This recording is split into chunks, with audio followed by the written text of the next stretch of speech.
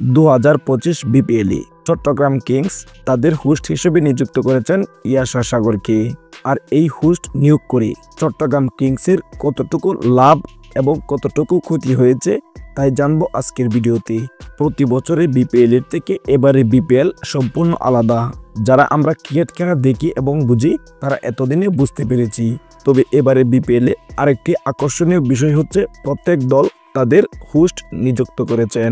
তবে সবচেয়ে বেশি আলোচনায় আছে চট্টগ্রাম কিংসের হোস্ট ইয়াশা সাগর, যিনি চট্টগ্রাম কিংসের হোস্ট হিসেবে নিযুক্ত হওয়ার পর থেকে চট্টগ্রাম কিংসকে নিয়ে একটু বেশি আলোচনা করা হচ্ছে নেট দুনিয়ায় এবং দর্শকদের আগ্রহ বাড়ছে চট্টগ্রাম কিংসের প্রতি ও তাদের হোস্টের প্রতি।